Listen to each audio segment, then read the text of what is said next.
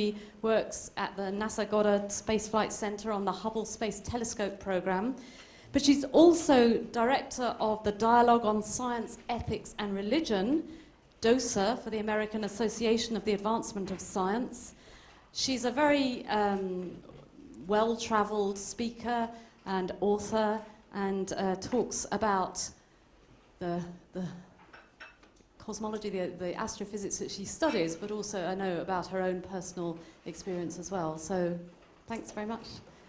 And actually, I have to say, this is another new title, whereby one or two speakers that have been before offered to do a different title from the one they were given, so that's great. I think we're always glad to have new titles. So.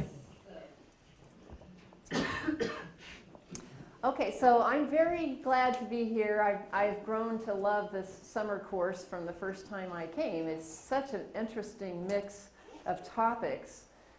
But what I like most about the summer course, I think, is the variety of people who come here from all over the world. I mean, how interesting to sit at tables over meals and talk with people from different continents about their interest in religion and their faith, their background, and their interest in science and what's going on in their own cultures and in their own minds and how that compares with what's going on in my culture and background. So I find that to be just as important part of the course as well as the very interesting lectures and experiences that we get here. So I hope you're enjoying your week so far. And we're going to take a little march through the universe today. So I called this New Surprises in an Ancient Universe. They're new for us humans because we're just now finding out about them, but these surprises are not new in terms of the universe itself. And this talk is really my own personal reflections on what I think are the most interesting issues that come up as we're studying the universe as a whole through astronomy, and my own personal reflections on how I think faith, religion, and science intersect. So I'm here representing myself at this event. Now, unfortunately, we can't get it as dark in here as I would like. Can we close that one? I was leaving that one to just have some light on you, Jennifer. Oh, okay. All right. These images would be even more spectacular if you were in a darkened room, but I'll give them to you today so that when you go back tonight, as I know you all will, and go to your computers and the internet to look up these images, to look at them again, you can see how even more spectacular they look if you have a darkened environment in which to see them. This is a collection of stars. This is a cluster of stars known as Omega Centauri, and I show it to you just so you can get a visual feel for how many stars there are. We all know that the numbers, there are hundreds of billions of stars in our own galaxy, and now we know there are hundreds of billions of other galaxies, so you can do the multiplication and you come up with some very enormous number, but that doesn't mean anything to us in our own experience. But when you see an image that shows, in this case, thousands of stars inside of one cluster, you really get a feeling for how numerous stars are. And our sun is just one star in our galaxy that's filled with hundreds of billions of them. This image was taken with the newest camera that's on the Hubble Space Telescope. The Hubble telescope is a satellite that's in orbit around the Earth, and it's still sending back images and data all the time. This picture was taken by the newest camera on the telescope that was installed 4 years ago, and it was taken as a calibration image, so it wasn't a planned science experiment. But the image was so spectacular that many of us have been using it in public talks and outreach ever since, because from this one glimpse at this core of a cluster of stars, you can discern star from star. That's the beauty of having a very high angular resolution, is that the light doesn't all blend together. And you can see each little dot differentiated from each other dot. You can also, I hope, see that these stars are not all the same. Can someone be so bold as to tell me what you notice about these stars? Different colors, yes. What colors do you see?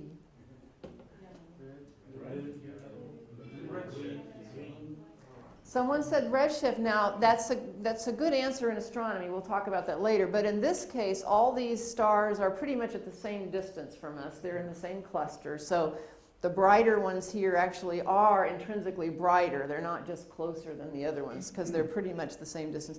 And they're not very far away from us. They're in our own galaxy. So we're not seeing a large stretching of the light on its way to us, making them appear redder. So these really are pretty much the colors that you would see in this cluster. And I'm pleased that you all gave the right answers for the colors, the same as the 6 and 10-year-olds that I also give the talk to. So congratulations. You can see that stars are different from each other from this image. The red ones tend to be in this cluster. These are all fairly mature stars in this old cluster. And the red ones tend to be the ones that are about to burn out, and they're becoming red giants in their outer atmospheres, and some of them can cool a little bit, which actually makes them a redder color. The bluer ones actually have a hotter temperature in their outer atmosphere.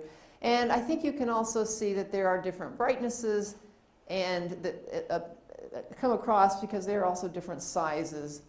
And they're beautiful as well. We don't use that word beauty in scientific study too much, but I like to use it because in this context we can enjoy the fact that this cluster of stars is a beautiful cluster of gemstones, as I call it. All right, I also like to introduce these talks with some philosophy, and Immanuel Kant has on his tombstone his famous quote that 2 things continue to fill his mind with ever-increasing wonder and awe. And what were those 2 things? Well, the 2 things, the more he intensely reflected upon them, were the starry heavens above him and the moral law within him. And that's what we're kind of reflecting on this week, is the majesty of nature that we study with science, and then that intriguing sense of ethics, morality, justice that seem to dwell within human beings, even though we see so much injustice around us. But the fact that we notice problems, pain, suffering, injustice, cruelty, where does that come from? Those are the same mysteries that drew C.S. Lewis, the famous scholar from here in England, to come to his own faith in God, was realizing that people have an intrinsic sense of justice. Where does that come from? So the same 2 things were filling Kant's mind with this wonder and awe: the majesty of the stars above him, the moral law within him. All right, how do we study the starry heavens above us? Well, we use telescopes. And we have telescopes all over the place. There are telescopes on the ground. There are telescopes up in space. This is the Hubble Space Telescope. It's about the size of a bus, and it's orbiting the Earth about every 90 minutes. So during this talk, it will go around at least once the planet, and if we have a lot of Q&A, it might make a lot of the second round.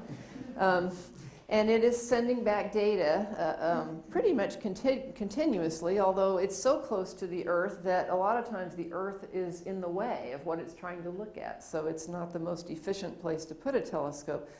But we put telescopes in space to get them above the atmosphere so you can get a clearer image of what you're looking at. Our atmosphere is full of water vapor and clouds and things that distort the light that come through. So if you can get a telescope on a high mountain or out in the desert or up above the clouds, you get much sharper vision. And that's the logic behind putting telescopes in space.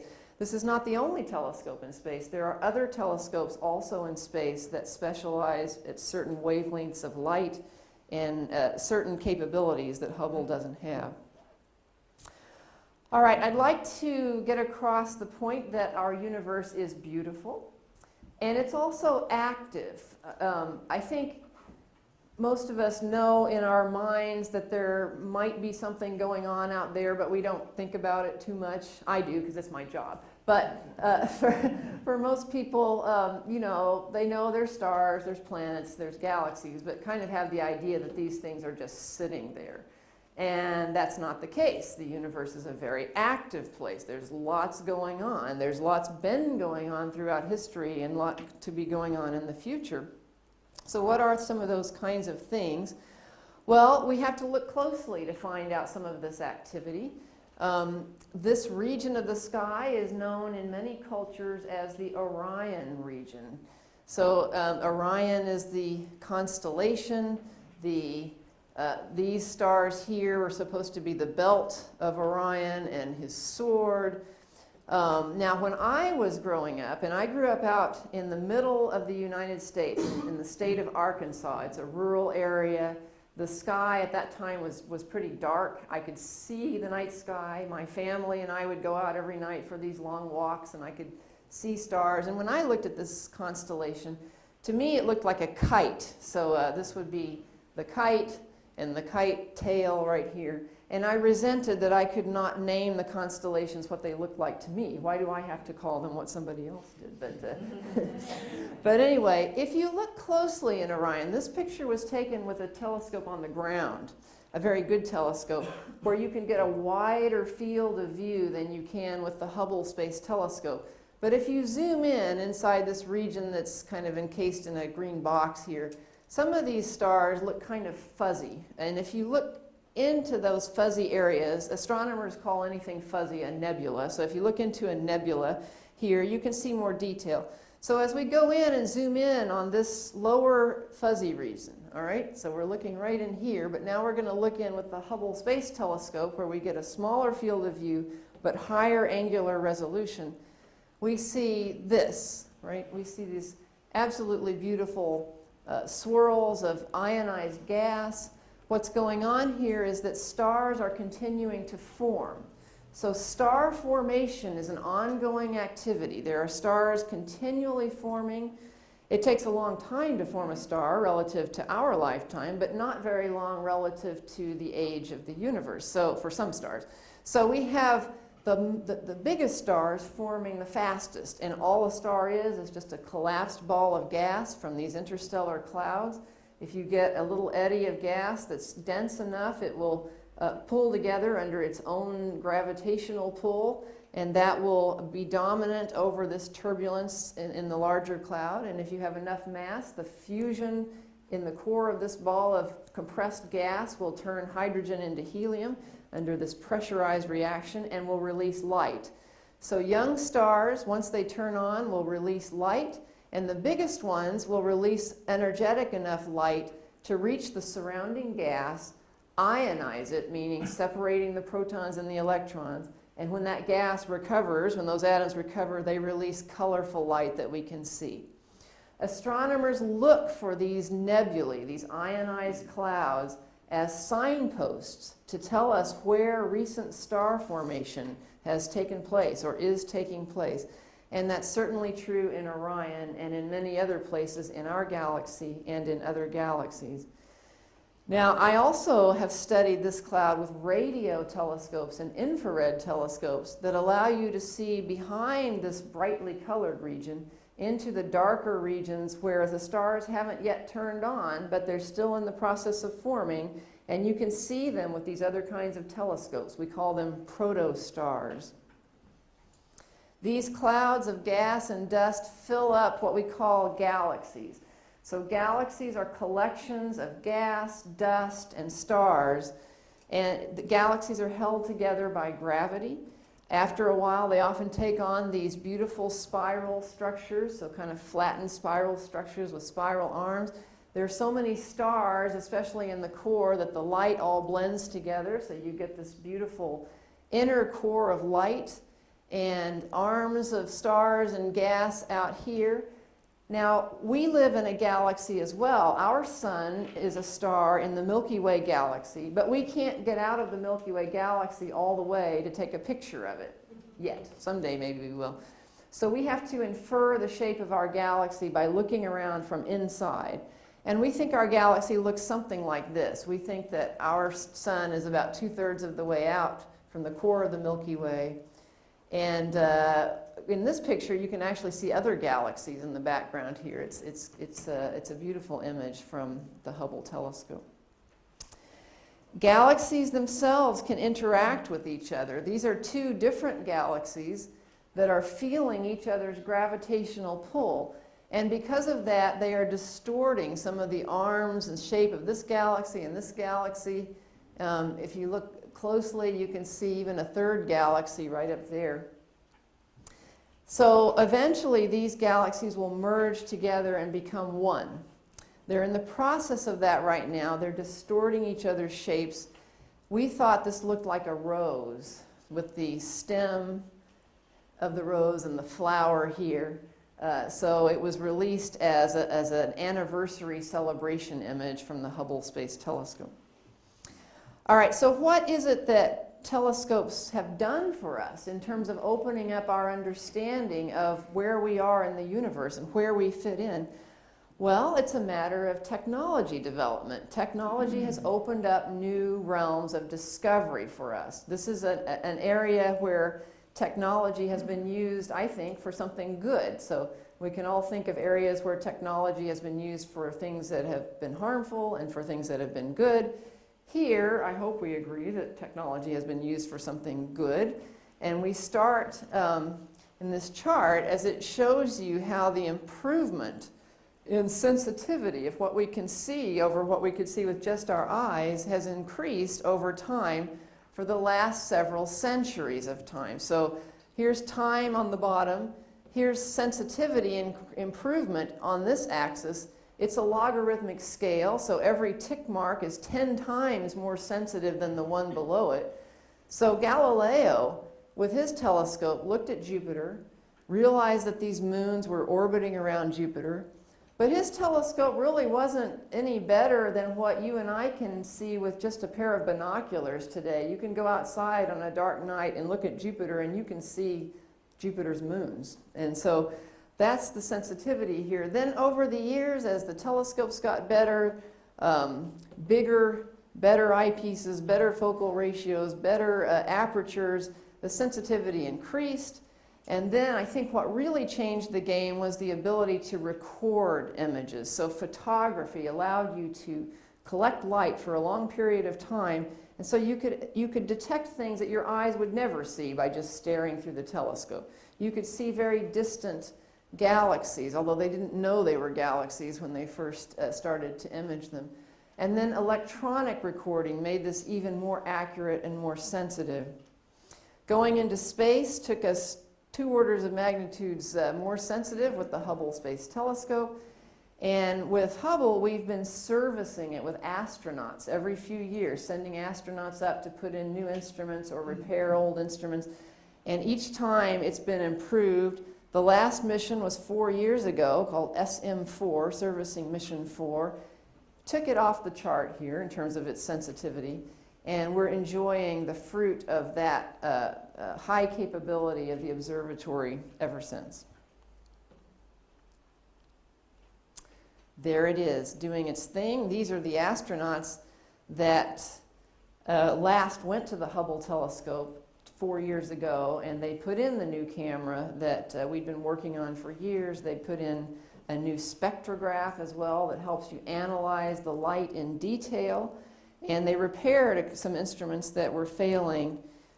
They would go out, the space shuttle went up, docked with the telescope, the astronauts would go out, do their servicing work every day for a few hours, and those of us who were involved on the ground, like me in the control room, would watch with bated breath. We were very excited and anxious as well for each day's activities, but because I was a science spokesperson with the agency, I got to be involved with that mission. It was very exciting 4 years ago.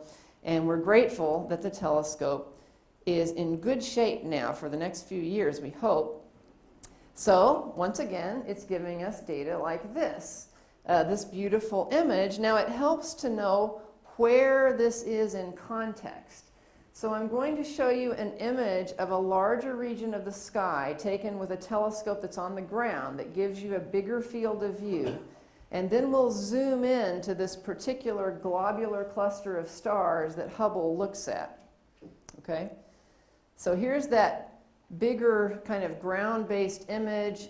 You see some gas in this region down here and a lot of stars and clusters of stars. But let's kind of zoom in now. That's the constellation Centaurus. We zoom into this one particular cluster, and then we're going to transition into the Hubble Space Telescope image that allows you to discern star from star in that cluster. Did you like that? I've had a request that we do it again. Let's see. I hope it doesn't make you sick. Okay, here we go.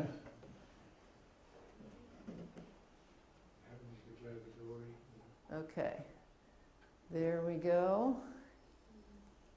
Globular clusters are the oldest stars in the galaxy. They tend to be very old.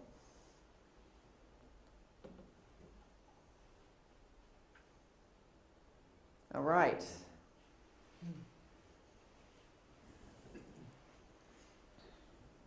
Okay. So stars are born, as I mentioned, in nebulae, but then stars also get old, and after they use up all their fuel, they tend to release their atmospheres into surrounding space. So here's an example of an older star releasing its outer atmosphere, and in this case, the star is releasing it in a kind of bipolar fashion, so someone thought it looked like butterfly wings, so they called this the Butterfly Nebula. Now, what's interesting for later is to realize that all the elements and things that have been produced inside the star through this fusion process then eventually get released, much of it, into the surrounding environment. And that's what fills galaxies. Now, galaxies themselves can be very intriguing. The cores of galaxies can have many, many of these old burnout stars that have pulled themselves together. The largest stars, when they run out of fuel, they don't just burn out quietly. They become unstable and explode as a supernova. And what's left is a very, very condensed core that makes a gravitational field so strong that not even light can get by if it's too close to this object. We call it a black hole. If there are many combined black holes together, as there seem to be in the cores of galaxies, settling in the core together, they become something called a supermassive black hole. Very powerful gravitational field. Now, if you're sufficiently far away from that core, you're okay as long as you don't get any closer. You can orbit that supermassive black hole, as many stars do, and some material falls into the surrounding region but gets caught up in magnetic fields and actually ejected out. So what I'm going to show you now is a galaxy. This is a whole galaxy right here. But the supermassive black hole in the core is ejecting material for vast distances outside of the galaxy, these bipolar jets that are moving out at nearly the speed of light into the intergalactic medium. So galaxies themselves can be very active. Our own galaxy does not seem to be doing this right now, but other galaxies, some of them are. Galaxies can interact with each other. These, as I mentioned before, the two galaxies I showed you before were starting to merge. These two galaxies are starting to merge. They're being pulled together. What happens is not that stars collide with stars. That generally doesn't happen because there's so much empty space between the stars. But they do distort each other's shapes. These two are further along in their merging process, and the turbulence brought on by this great gravitational distortion is causing a lot of new star formation to be induced. So all these bright spots you see are these nebulae, like I showed you before, where new stars are starting to form in a star burst, we call it. And then we're finding that as stars form, most of them seem to form, at least in our current epoch, with a disk of dust around them, dust and gas in a disk around the star as it forms. And it seems that in that disk region around a star, planets can form. Now, we've always suspected that because we have planets in our own solar system. Where did they come from? But now we're seeing these dusty disks around other stars, and we're even seeing or detecting planets themselves, right? This is an example of one such system. This is a star. This is not the sun. This is a different star. And this is an artist's conception of this system. It's a star with 6 planets in orbits that are pretty close in. If it were our own solar system, this would be these planets would be kind of within the orbit of Mercury. But this has actually been detected. These are planets detected by the Kepler Space Telescope. So not Hubble, but a different telescope that's designed to look for stars that show periodic dimming if a planet happens to be orbiting along our line of sight. You might not be able to detect the tiny planet, but you could detect the dimming of the star and measure the sizes of planets. In this system, Kepler detected 6 such planets. And that's just one example of what we're starting to find by the hundreds and maybe thousands in the last few years. We've always wondered if there were other solar systems outside our own. We know there are about 200 billion stars in our own galaxy. This is a picture of toward the center of our galaxy that shows many, many stars and also the dustiness along the core of our own galaxy. One of these 200 billion stars is our sun. And so people have always wondered, are there other planets out there? Is there another Earth out there? Could there be life out there? That's a very hot topic right now. It's a hot topic now for reasons of discovery, but it's not a new topic. Even Greek philosophers were wondering about this. Epicurus said that there are infinite worlds, both like and unlike this world of ours, and we must believe that in all worlds there are living creatures and planets and other things we see in this world. He's using the word world a little different than we do now, but you get the idea. They were already imagining that there must be other places out there beyond what we see around us. And if you fast forward a few centuries, you have Giordano Bruno saying that there are countless suns and countless Earths all rotating around their suns in exactly the same way as the 7 planets of our system, which they knew at the time. These countless worlds in the universe are no worse and no less inhabited than our Earth. Pretty forward thinking for the 16th century. But if you know anything about Bruno, you know he was not shy about speaking out his mind on various things. All right. So now the question that we have is not, are there planets around other stars? Because we now are finding out that there are. The question we now want to know is, we're greedy, we want more information. We want to know what fraction of stars, how many stars in our galaxy actually harbor potentially habitable planets, maybe that are Earth-sized. And of course you could say, well, why does it have to be Earth-sized? Couldn't you have life on different kinds of planets? Well, of course you could, but we have to start with what we know, and what we know right now is that complex life, as we know it, requires liquid water and complex carbon molecules and a place for these things to develop. And for us, that means we have to have a terrestrial planet that's not too hot, not too cold, allows liquid water, and allows complex life to develop that way. So that's what we would look for first. Now, what's been happening over the last few years? Back before 1990 or 1989, the number of exoplanets, that's what we call planets outside our solar system, the number of extrasolar or exoplanets was 0 that we knew about for sure. Starting in the 1990s, and especially in the mid-1990s, there was the discovery of planets orbiting regular type stars. And these discoveries were made not by taking a picture of planets, a dim planet next to a bright star, but by noticing that stars were wobbling, moving back and forth in their position.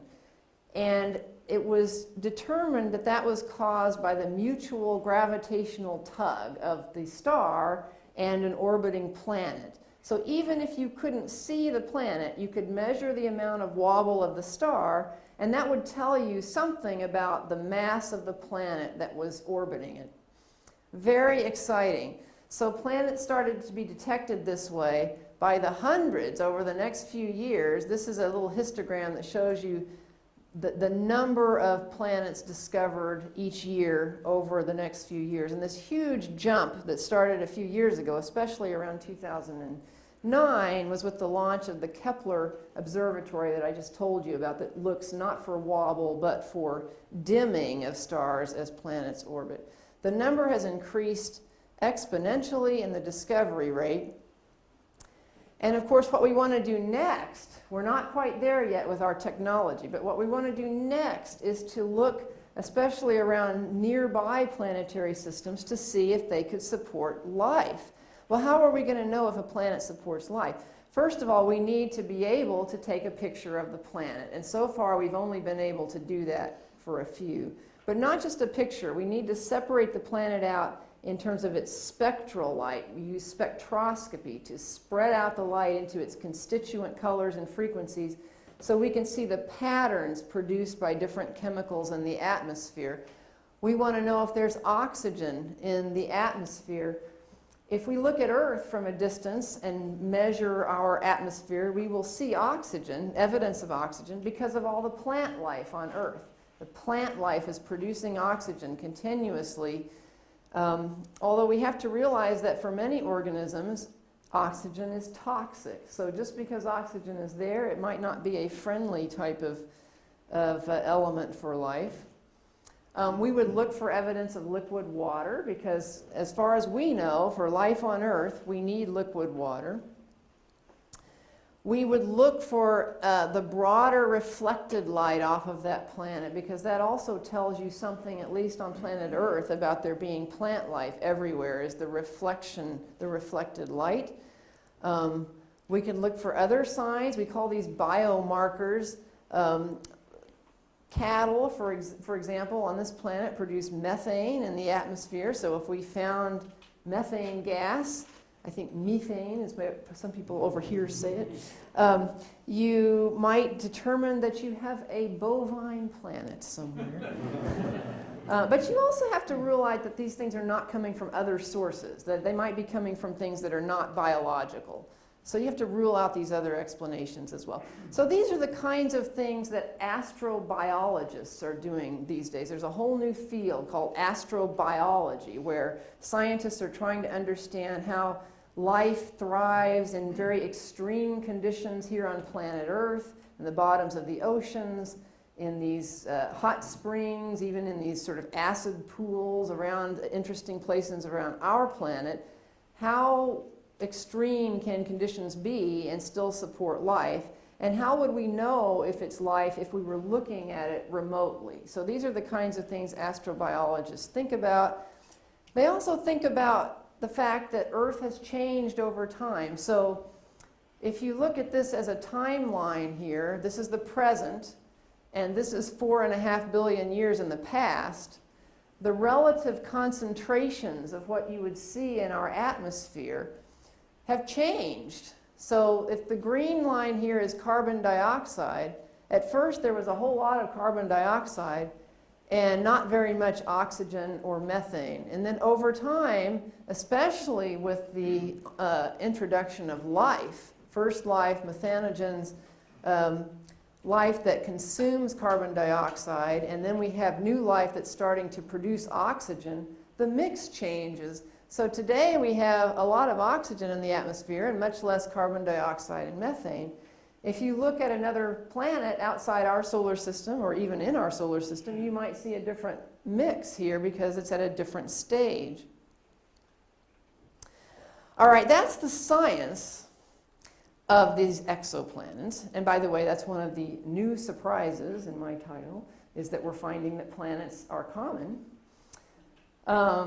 Now, what about society? Is the world going to react in a startled way if we find life elsewhere, or if we don't find life elsewhere? And what about the world's religions, as well as societies? Are we going to embrace the idea of life on other planets? What if it seems that life started elsewhere, independently of life here? Is that something people can embrace? And we're looking for the evidence of simple life now, but of course we're all curious as to know as well as if there's intelligent civilizations out there. How are we going to handle that? Again, that's not a new question. Thinkers throughout history, as I mentioned before, have contemplated this idea of there being other worlds. Even historic Islamic thought embraced the possibility of other worlds. The Imam al-Razi felt that God the Most High has power over all, and therefore he has the power to create 1,000 worlds beyond this world. He was trying to counter the arguments of others that were saying that this world was the only one. Now again, the use of the word world is changed throughout culture and history, but nevertheless, there were people thinking about this possibility long before. The difference is that now we're actually detecting scientifically the presence of other planets. We haven't detected life yet off of Earth, but we now have the scientific possibility of detecting life, if it's there, within the century. In modern times, there have been religious thinkers brought to bear on this issue. In 2009, the Vatican held a workshop, a conference on astrobiology, sponsored by the Pontifical Academy of Sciences. This cartoon came out at that time in the Washington Post, which some may or may not find humorous, but it was part of an article called "When E.T. Phones the Pope" in the Washington Post. But from that article, the director of the Vatican Observatory was quoted as saying, "Why is the Vatican involved in astrobiology? Although astrobiology is an emerging field and still a developing subject, the questions of life's origins and of whether life exists elsewhere in the universe are very interesting and deserve serious consideration. These questions offer many philosophical and theological implications." So these questions are important.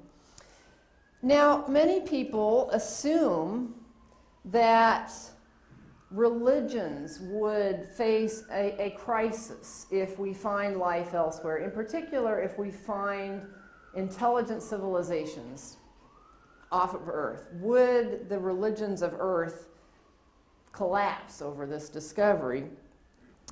So a theologian, Ted Peters, did a survey of several religious groups to find out what people thought themselves about how their faith would handle it if they got news, irrefutable proof that we had encountered an alien civilization. Would your faith face a crisis? So Ted Peters' Extra-terrestrial Religious Crisis Survey asked people whether you agreed or disagreed that official confirmation of the discovery of a civilization of intelligent beings living on another planet would so undercut my beliefs that my beliefs would face a crisis. Do you agree with that or disagree with that? And he asked Catholics, Protestants, Protestant evangelicals, Protestant sort of mainline liberal Protestants, Orthodox Christians, Mormons, Jews, Buddhists, and non-religious people. So he didn't ask, there are some, of course, a lot of missing religious groups here, but those are the ones that he asked.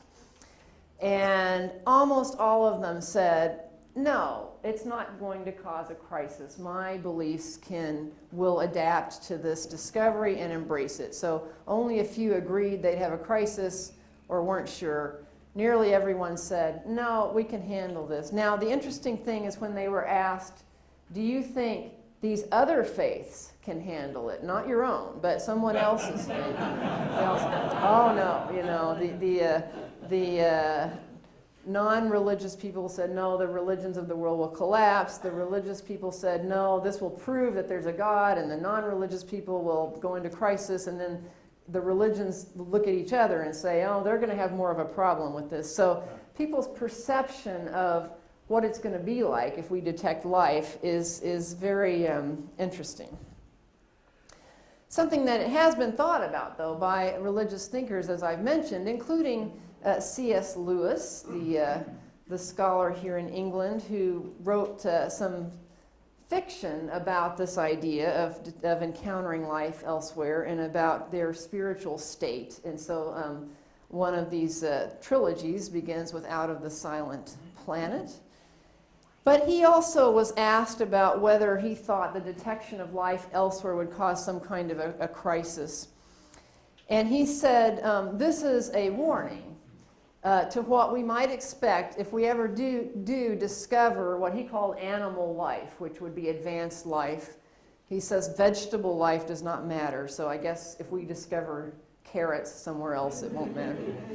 On another planet. Each new discovery, even every new theory is held at first to have the most wide-reaching theological and philosophical consequences. It is seized by unbelievers as the basis for a new attack on Christianity. It is often, and more embarrassingly, seized by injudicious believers as the basis for a new defense. But usually when the popular hubbub has subsided and the novelty has been chewed over by real theologians, real scientists, and real philosophers, both sides find them pretty much where they were before. So it was with Copernican astronomy, with Darwinism, with biblical criticism, and with the new psychology. So I cannot help expecting it will be with the discovery of life on other planets, if that discovery is ever made. He said that in 1960. All right, moving back to the cosmos now. The universe is enormous in both space and time. All right, here's our galaxy again. Remember, not our galaxy, here's a galaxy. We think ours is like this. But it's an example galaxy of which there are billions of others we now know. This is what sometimes it looks like. This is an image taken with the Hubble telescope of a tiny little pencil beam area of the sky. It's called the ultra deep field because with this image, the telescope collected light for many, many days and saw these very, very faint galaxies. So these are not stars. Every one of these little blips of light is a whole galaxy, all right? And that's what you see when you can get a very, very sensitive view of the deep universe. Now, it so happens, of course, that you're seeing light from these galaxies all at once, but some of these galaxies are closer to us, like probably that one, and some of them are much farther away. It's taken longer for the light from the more distant galaxies to get to us, right? So some of these are a mere few 100 million light years away, and some of them are billions of light years away. A light year is the distance that light travels in a year. So in one picture, you're seeing kind of like a time machine. You can compare galaxies that are closer to us in time with more ancient galaxies. Now you can do some more tests on these galaxies to determine their distances, and that's a challenging task for astronomers, but they have done that and found that in this image, the most distant galaxy, you can't even see it, but it's in the middle of that square, magnified here into this little red object that you probably can't see in the middle of this square, and magnified even more here to this big blob. That is probably the most distant galaxy we've ever seen. Or if you think about it in terms of time, we think that the universe is about 13.8 billion years old. That galaxy is shining from within that first 0.8 of the 13.8 billion year history of the universe. So this galaxy is just beginning to form. It doesn't have that big, beautiful spiral structure yet. It's not very big. Galaxies seem to go through several mergers with other galaxies to grow in size and structure. It's very sloppy looking, and if you could spread out the light, you would see that it's almost all hydrogen and a little helium and nothing else, because it takes generations of stars to produce carbon, oxygen, iron, the heavier elements that we need for planets and life. So with telescopes, as you get better and better telescopes, which is what's happening in this chart, you can see fainter and fainter galaxies, which means you can see more distant galaxies, which means you're looking back in time. So on the bottom here it's marked out in a time scale where today would be over there, and the Big Bang is over here someplace, the beginning of the universe. With our telescopes in 1990 on the ground, we could see back to about 6 billion years after the Big Bang. With Hubble, we could get back to just within 1.5 billion years after the Big Bang. With the deep field, we're now within a few 100 million years after the Big Bang. And now, with a better deep field, we're within 500 million years of the Big Bang. And we're hoping the next telescope, the James Webb Telescope, will get us to within 200 million years after the Big Bang, before galaxies even began to form. So we're seeing back farther and farther. We can compare the chemical makeup of galaxies here to our own galaxy and galaxies nearby us in this time frame here. And that's how we know that galaxies have changed over time. These generations of stars that form heavier elements have changed the composition of these galaxies. Here's another way of looking at it.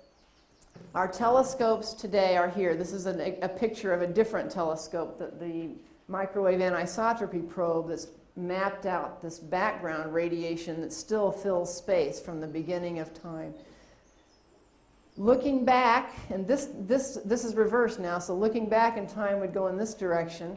You see nearby galaxies, you see less mature galaxies, and then you see the era before you could even see the first stars back here. Imagine this kind of extrapolated over the whole sky in 3 dimensions, and that gives you a graphic of the entire history of the universe in one picture. Got it? Okay. So what's happening within these galaxies is that individual stars, when they get old, the big ones, will explode like this one. This is an exploded star, the Crab Nebula, and will release elements into interstellar space. These elements then get caught up in the formation of the next generations of stars. And if there's enough of these heavier elements, those subsequent generations of stars can get those dusty disks forming around them. And if you have dusty disks forming around a star, you can get planets made of solid material or heavier gases forming in those disks. And even places where life can exist, at least one place. So our universe, which is progressing out of these seemingly perfect underlying physical laws, the laws of gravity, the laws of radiation, so forth, our universe shows a progression over time toward the production of stars, heavier elements, eventually planets, and life in our own epoch. Now, what can you infer from that? Can you infer that there's some kind of purpose behind this? Can you infer anything at all? That's now outside of science, right? That takes us to our philosophy, our interpretation, our philosophical views. But that's what we're here for this week as well. Physicist Freeman Dyson said that it would not be surprising if it should turn out that the origin and destiny of the energy in the universe cannot be completely understood in isolation from the phenomena of life and consciousness. In other words, the development, the kind of natural development according to the physical laws of the universe may not be something totally separate from life appearing. It may not be seen as so much as an unrelated accident. He said, and the design of the inanimate universe may not be as detached from the potentialities of life and intelligence as scientists of the 20th century have tended to suppose when he wrote this. Very unusual thing for a physicist to say. All right, let me take a little digression here for a few minutes to talk about the perspective of faith, religion and faith. What does the perspective of faith tell us? And can the universe prove to us that God exists or disprove that God exists? And I think as we are talking about this week, it's helpful to remind ourselves and others that science is wonderful, but the technique of science is limited to addressing certain kinds of questions. And even some well-known scientists forget that sometimes. So scientists can answer questions like, how do things work physically? And when did things happen in natural history? And why did they happen in terms of physical cause and effect? Religious faith addresses better questions like why, with a capital W. Why do we have a universe or a multiverse at all? Why is it structured such that life eventually emerges? Is there a purpose? Is there a God? How should we live? What does God want for my life? These are the kinds of things that science is not a good tool to answer.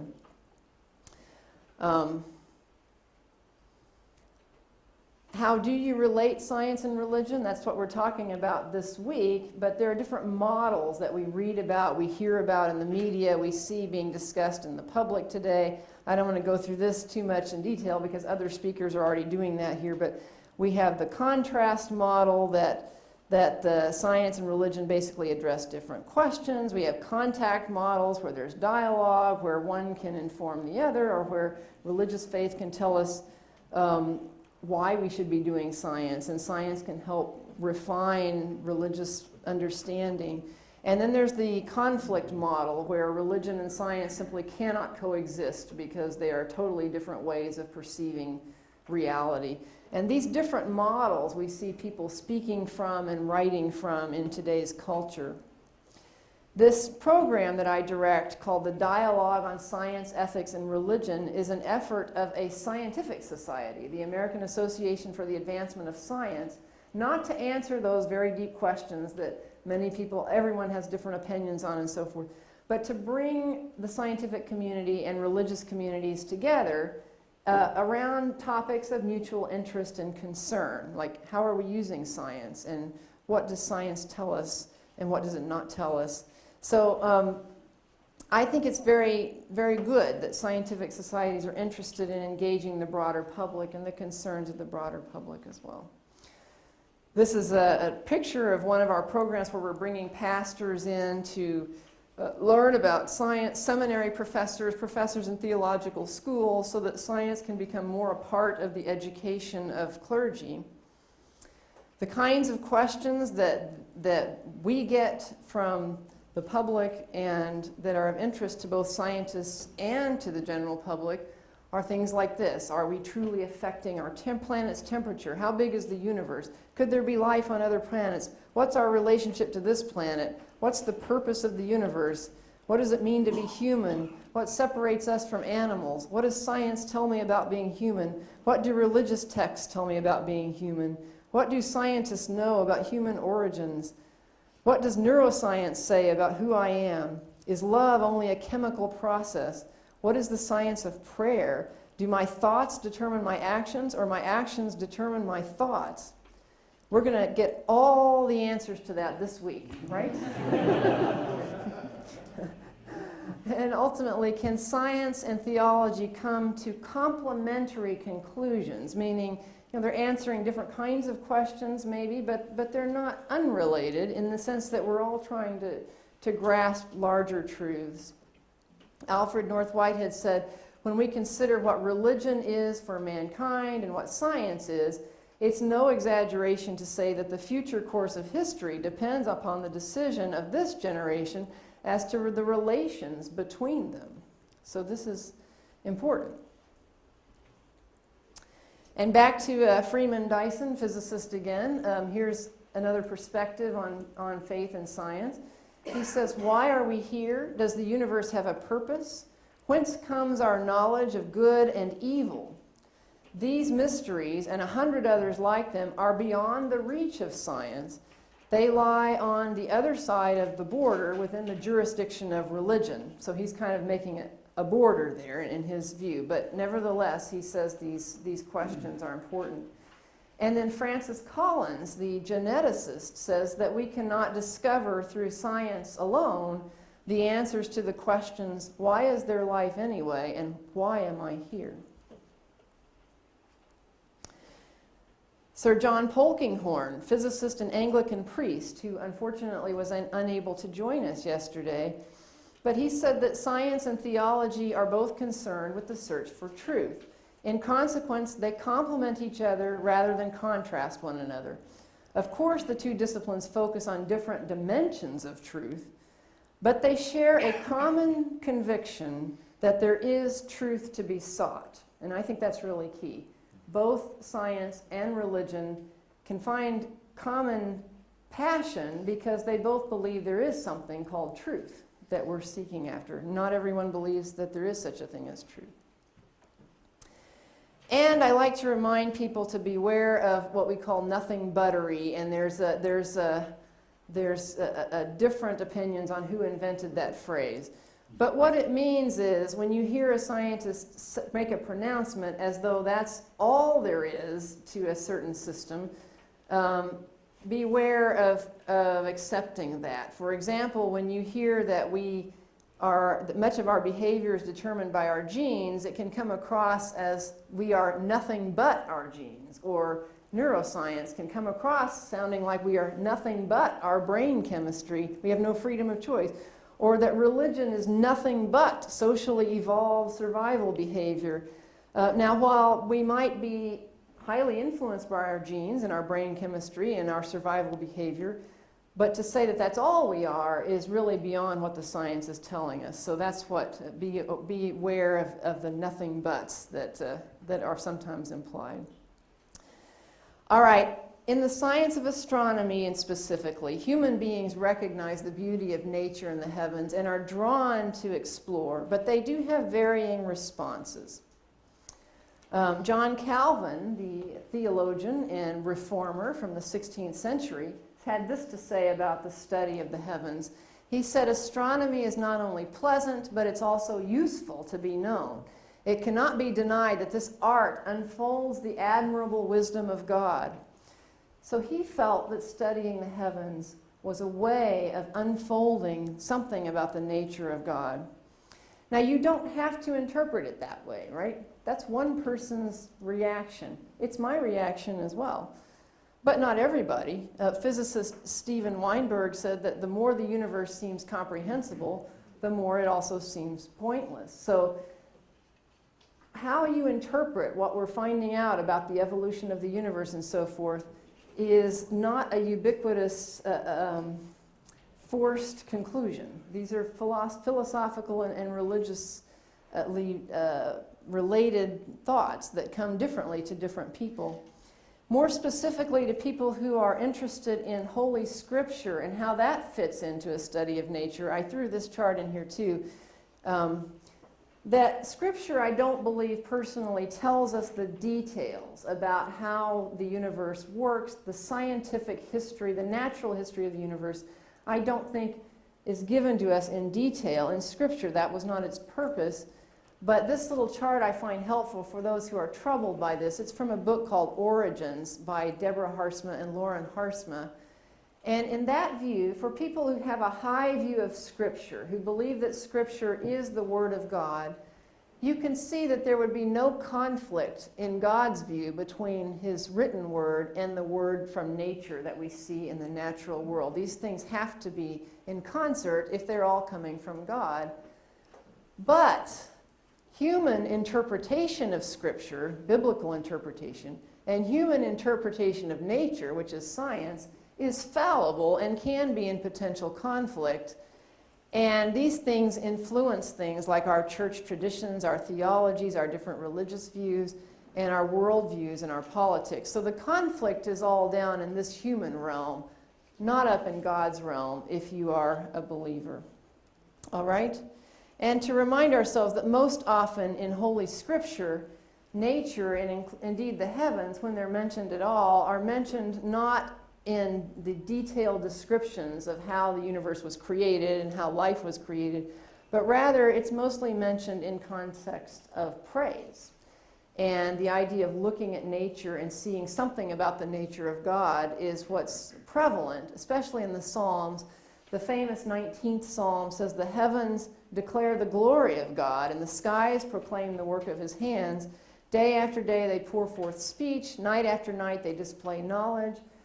There is no speech or language where their voice is not heard. Some translations say they have no speech and their voice is not heard, and yet their voice goes out into all the earth, their words to the end of the world. There's something that the heavens tell us, according to the psalmist, about the nature of God, just by them being there and by what we're learning about them, that does not come through with words alone.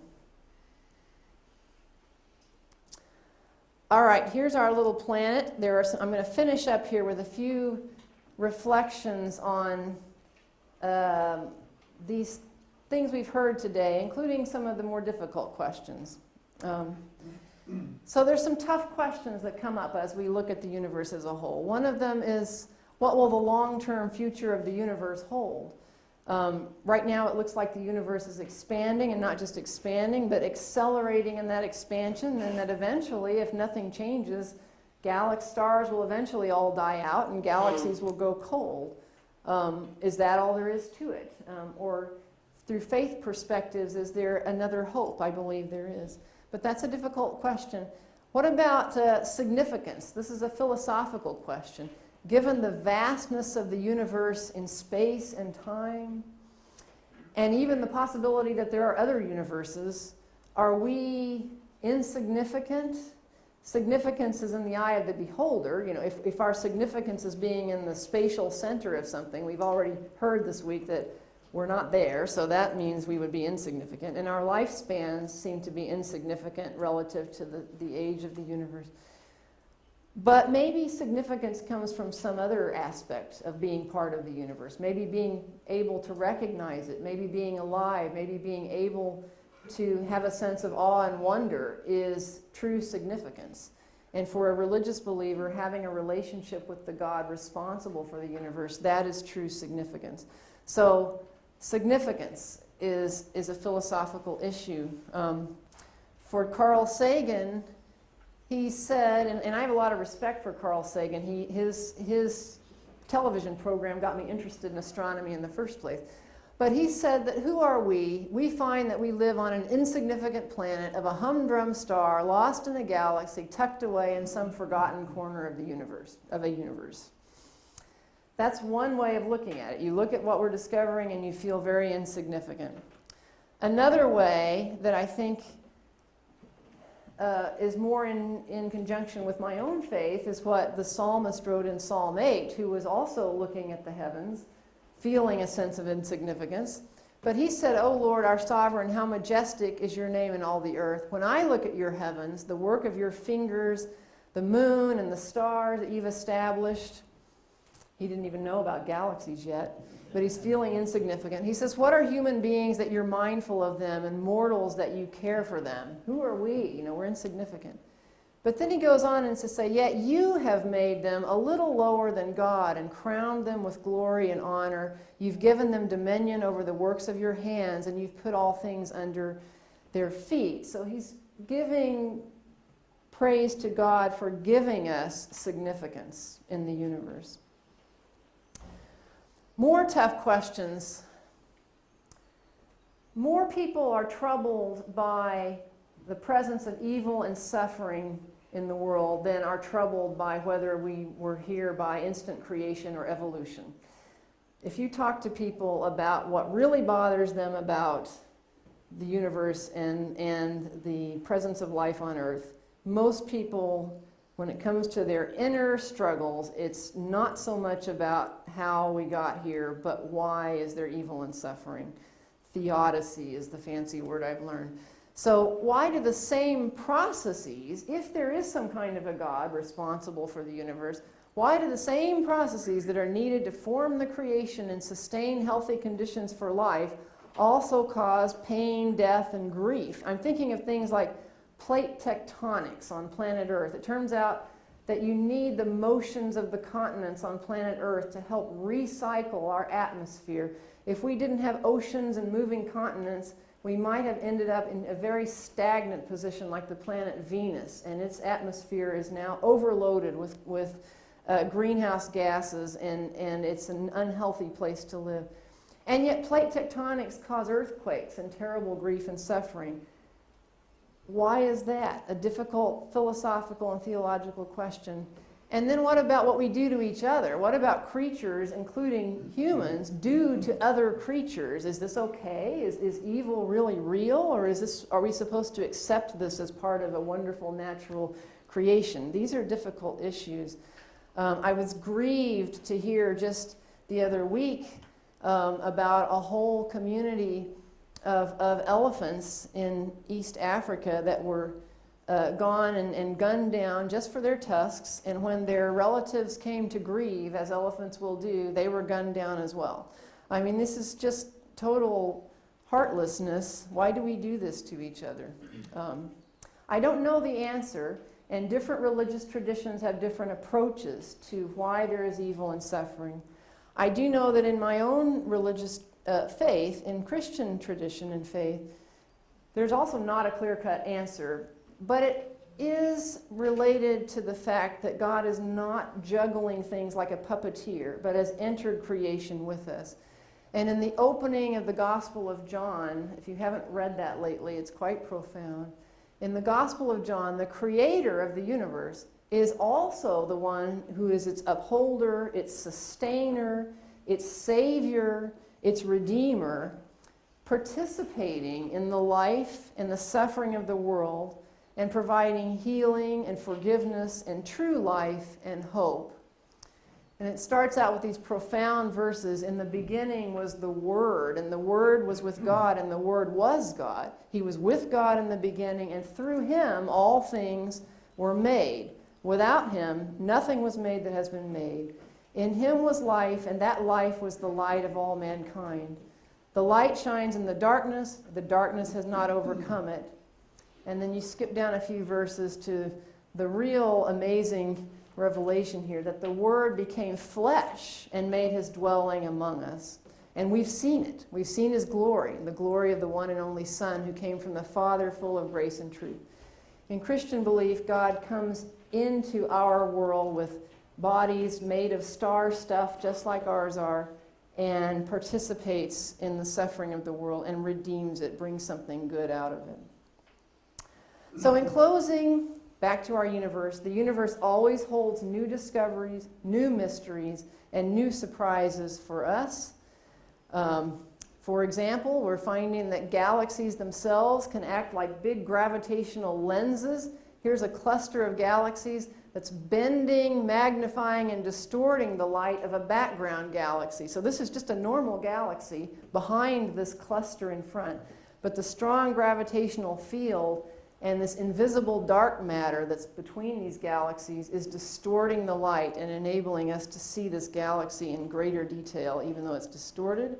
We're finding out that the universe is accelerating. In fact, my friend Adam Rees and two of his colleagues won a Nobel Prize for discovering this a few years ago, but we don't know what's causing it, so we just call it dark energy.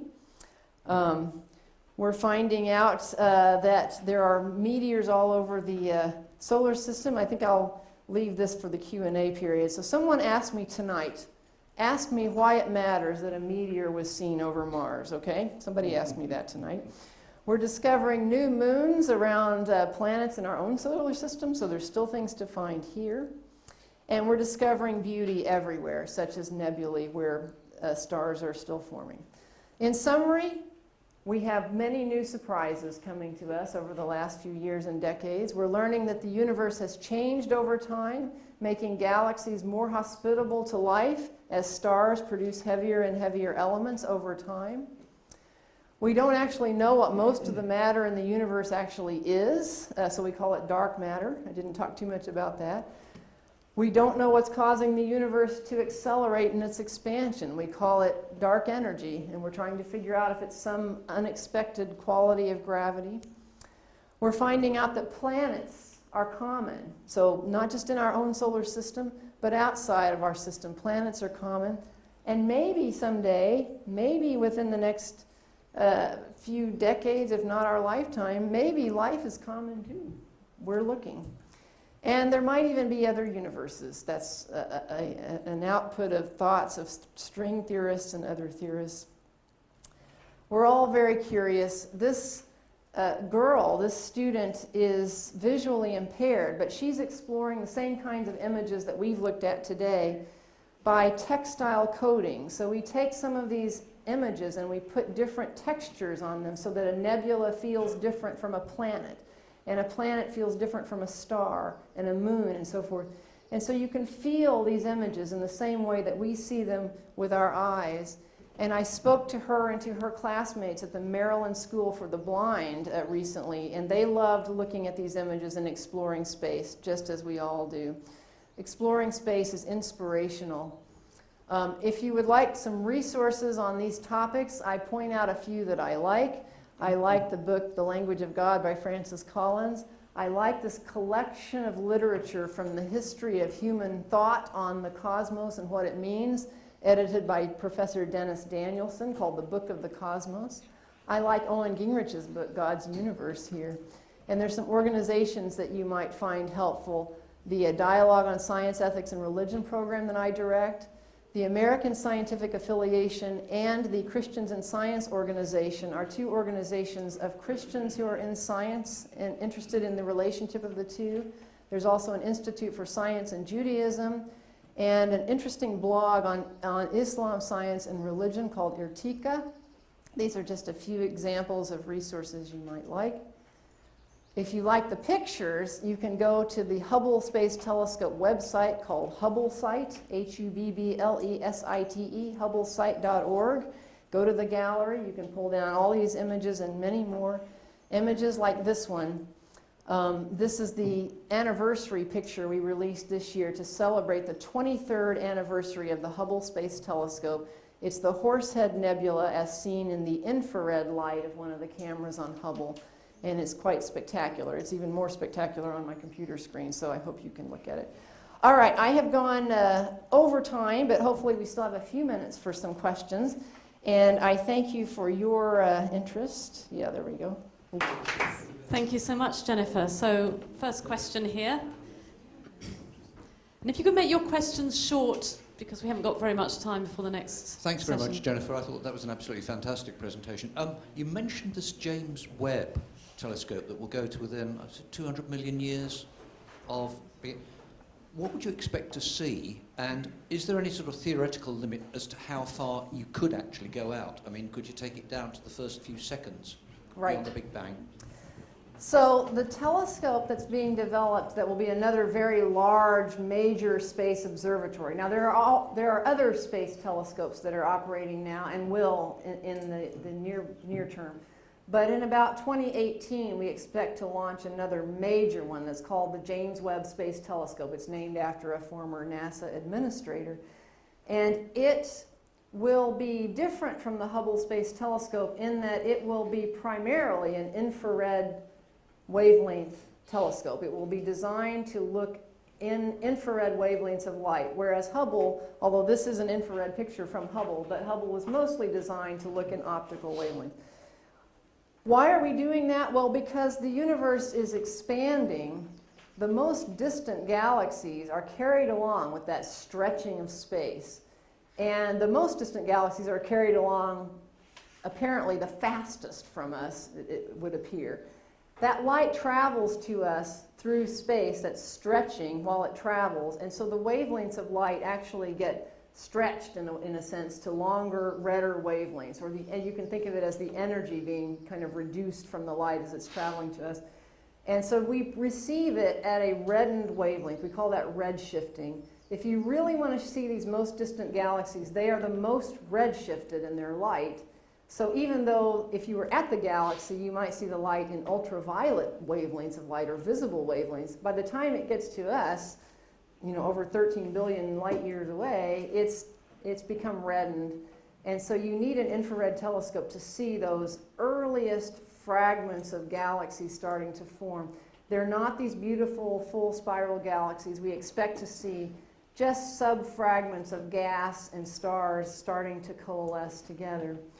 Now you ask an interesting question. Can you keep going back till you get to the very beginning of time? And in a sense, we almost have for a different reason. It was predicted that if our universe began with a I was reminded not to stand too far forward. Right. If our universe began with a burst of energy, a Big Bang, there should be leftover energy filling space. If, on the other hand, we've been in a steady state universe that's always been here, then you wouldn't see this leftover remnant radiation. Well, Arno Penzias and Robert Wilson in the 70s discovered this cosmic microwave background radiation, basically sealed the case for the fact that we do live in a universe that began with a burst of energy. That background radiation fills space. Everywhere you look for it, you can see it. It's basically released shortly after the Big Bang. So what we're seeing is radiation from shortly after the Big Bang. Now, that complements what we're seeing by looking in great distances with telescopes. But there is a gap, I would say, in our timeline, in the sense that this radiation we're seeing all around us has cooled over time. We're seeing what's left of it today. But if you're trying to look back in time by looking at great distances, you get to the point where the stars have not, or have just barely turned on, or have not turned on yet with enough power to what we call reionize the universe. It's still too murky. You can't see. And we call that the dark ages. And so there's nothing we can do about that with the James Webb Space Telescope. So we're kind of stuck looking back as far as we can toward the dark ages and a little bit, but we're trying to find out when, at what epoch of time that galaxies began to what we call reionize the universe. In other words, at what stage were there enough stars and galaxies that produced enough radiation that was able to kind of clear the air? So that's one of the challenges, yes. Thank you. Bethany? Right, thank you, Jennifer. I always come up with a whole bunch of like 8-year-old questions Good, when I hear something like this. No, those are the hardest questions. If you get a question from an 8-year-old, you tremble. Those are the So good my questions. Yeah. series of questions, and you can answer them however you like. Actually, could you make it just one to give other people Well, a sort chance? of, what shape is the universe? Where are we in it? Okay. And does that make any sense? The universe is a triangle. No, just kidding. People ask what shape the universe is, and the common answer is that the universe is flat. And then everybody goes scratching their heads and says, do we live in a pancake? I mean, what does this mean? So shape is an odd question, right? So really what we want to understand is whether what we perceive as normal space. So in our normal perceptions of the 3 dimensions of space, perpendicular lines remain perpendicular no matter how far they go, and parallel lines remain parallel no matter how far they go. But there are other types of geometries where that might not be the case. If space were what we call curved, you could have geometries where parallel lines eventually meet or diverge. So you can have these kind of different geometries, and they've all been proposed. The latest sort of understanding by looking at the cosmic microwave background radiation and so forth seems to be that it appears that our universe is probably flat. But that's, again, not a pancake type geometry, but rather this kind of view that if we keep going in one direction, we're not going to end up coming back and curling back around on ourselves, this kind of thing. Now, what was your other? Well, okay. Does that make sense to ask what shape it is? Oh, yes, it does. It's just what's meant by shape is sometimes different in thinking about cosmology than thinking about our daily life. Yeah, so. Okay, halfway down on the left, behind Rodney. Just imagine you discover Wiseman Comet 2015, who is heading directly to Earth. Is there hope for our Earth? I'll change the name of the comet first. Okay, is there hope for our Earth that there will be a redeemed new Earth of this existence? You ask a good question. So we know that Earth gets bombarded by things from space all the time. Right now, things are hitting the Earth. Pieces of rocks, fragments. Our solar system is full of this leftover debris from that dusty disk that surrounded our sun when it formed. Out of that dusty disk, planets formed, and we still have a little bit of the remnants of that dusty stuff and rocks. Most of it burns up. That's what a meteor is. It's a burning up piece of rock that comes into the sky. But occasionally a bigger piece comes through, doesn't burn all the way up, hits the ground. And if it's very big, it can cause tremendous damage. So you're thinking of, there are all sorts of scales of things. About 100 years ago, one hit Siberia and did a tremendous amount of damage in Siberia. And then, of course, there was the one in the Yucatan Peninsula that appears to have created so much climate disruption in the planet that it caused great extinctions of things like the dinosaurs. Did God plan that? I mean, that's a theological question, right? Or are we just, accidents that wouldn't have been here had there not been these cosmic catastrophes? That, again, is outside of a science question, so that's a theological or philosophical question. The way that I kind of come to peace with this is thinking that, and again, now I'm speaking from my own personal perspective as a Christian, I believe that God had a plan for life to eventually become sophisticated enough to have a relationship with God, to understand it, to realize that relationship. Whether or not we had these particular types of bodies, I don't think that that was necessarily a crucial point, right? So if that asteroid hadn't hit, we might be reptiles, I don't know. But that's something, but we would still have developed to the point, I would hope, of having that spiritual life and that spiritual depth, that relationship with God that we can understand and contemplate. If we're hit again, is that part of the plan? That's a philosophical, religious perspective. That's a good question for the small groups, except that you're in my small group, so I can't get away from it. But and the small groups aren't meeting anymore officially, so anyway. Okay. So I think that's a good question, but I would say, in my own view as a Christian, that God, as we've seen, is working within a universe where there is natural disaster. There are problems that cause trouble. Will it always be that way? I'm not sure. We're promised a new heavens and a new earth. What does that mean? I'm not sure. But we're also see that God works through these things and uses them still to accomplish his purposes. So I would say that even if we are clobbered by a comet, hopefully not one named after me, that would not thwart the purposes of a loving God in any case. One last question, right over by the window.